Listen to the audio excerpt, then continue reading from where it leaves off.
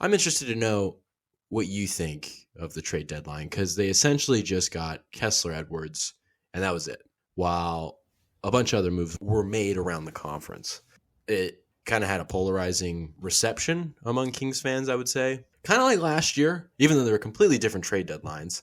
Interested to know just kind of what your initial reaction was to it. It was a crazy deadline. A lot of moves and a lot of moves in the Western Conference, like you said. The Lakers got a handful of players, including D'Angelo Russell, Jared Vanderbilt, Malik Beasley, and then they got Rui Hachimura a couple, I think a week or two before. The Suns got Kevin Durant. Of course, the Mavericks got Kyrie Irving. I mean, the Warriors might get Gary Payton II. That's kind of in limbo now. Even the Trailblazers made a couple moves, and they got Thibault. So just like a bunch of guys below us in the conference and in our division, they all got better. The Clippers got a couple guys. They got Mason Plumlee, and they got Eric Gordon from Houston. So like I'm saying, everyone in our division got better by getting players. Teams in our conference below us in the standings got better. And what did the Kings do?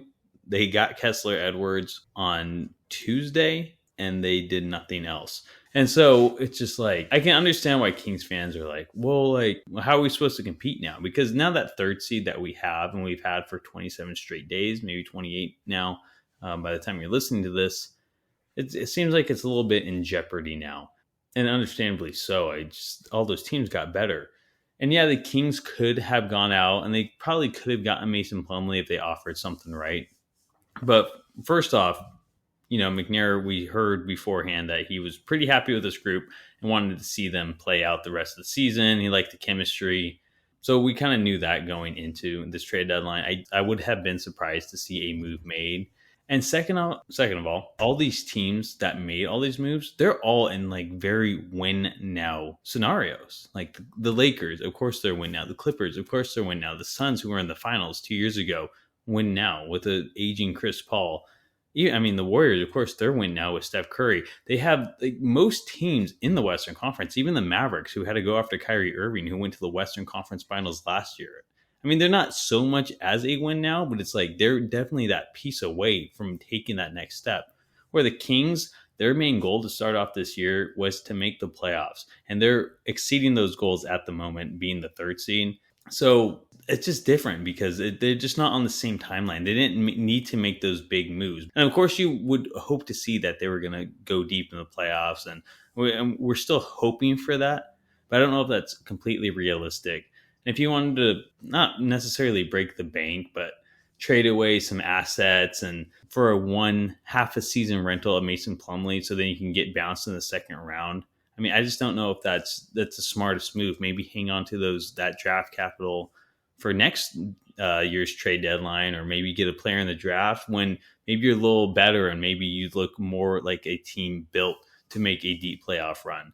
So I'm fine with the Kings not making moves just because whatever move they would have made, they're still not going to go win the finals this year. And so it's like, might as well just keep everything the way it is, keep building that chemistry, hold on to your assets for, because it seemed like a lot of second rounders were being thrown around this year. So might as well just keep those second rounders for future trade deadlines at this point. Like I said, when you're more poised to make that deep postseason run. So I'm happy with it.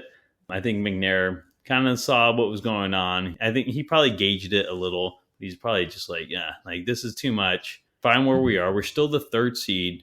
I'm just going to hold my ground. Like we're still on our track to make the playoffs right now. So that's kind of how I see it right now. What about you, John? Yeah, I think eyes were just on the big picture. The Kings they're in a really nice position to start creating an era of contention. And unfortunately, even if you have a great core, even if you have two all-stars, it takes time to become a winner. You see it with this team. This team, for however much it responds to challenges, we were talking about that 2 weeks ago. McNair talked about that at his post-deadline press conference a lot. That's fine and dandy. That's the thing you have now that you're going to be able to cultivate. And part of that cultivation process is kind of going to the playoffs and losing, to put it bluntly. And that's just going to need to happen. And I don't think you're going to hear it from the Kings. You're not going to hear it from Monte McNair. You're not going to hear it from Mike Brown. They're not going to go up there and say this team's not going to win the championship, because why the hell would they say that? Why would anybody in the organization say that? Mm-hmm. That's just raining on the party, no matter how true that probably is. You have to think about the realistic kind of aspect of things. And you made a good point. What were the expectations of this team? At the beginning of the season, people were talking about, well, what win total would you be happy with? And a lot of people had this number like 40 to 45. And just kind of like people were really like satisfied with just being this team that would maybe just kind of crack into the playoffs, probably through the play-in. And, this team's holding on to the third seed. The West is a log jam, a lot of kind of underperformers, you would almost say. The Clippers to the Warriors and all that, and all these teams that ended up making moves. But it just kind of so happened that the Kings kind of came up in third place.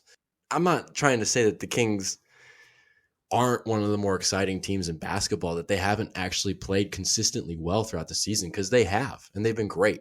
But when it comes down to the wire, when playoff basketball begins, this is going to become far more challenging. And this is a process at this point. Everything from holding onto the core to stockpiling assets like second round picks, which peak in value at the trade deadline, because at the trade deadline over the last, 4 seasons now with the play-in tournament, everybody's a buyer. They're like a few sellers, and everything inflates.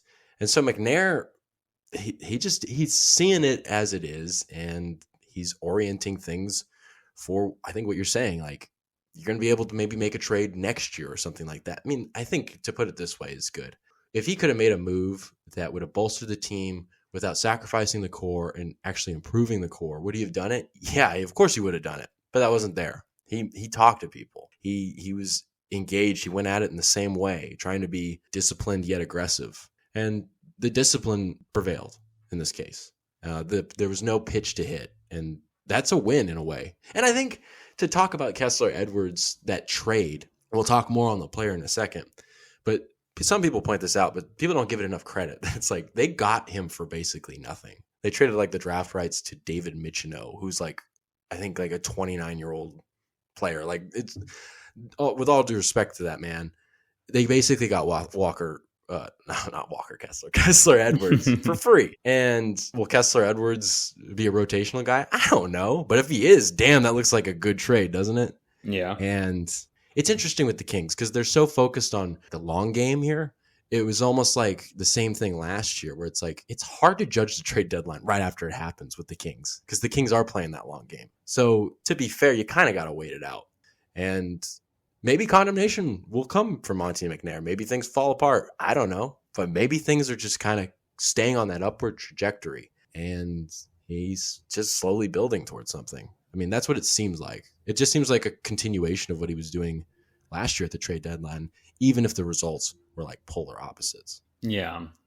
And like you said, it's like they're building something, and like I said, this isn't their year to go to the finals. But like if this was a trade deadline in a couple of years, like yeah, I can see why that's an issue because you're hoping the Kings are like a title contender or at least trying to contend for a title. So holding on to those assets and like you said, staying disciplined for that time to come, hopefully in a year or two, it could pay off well.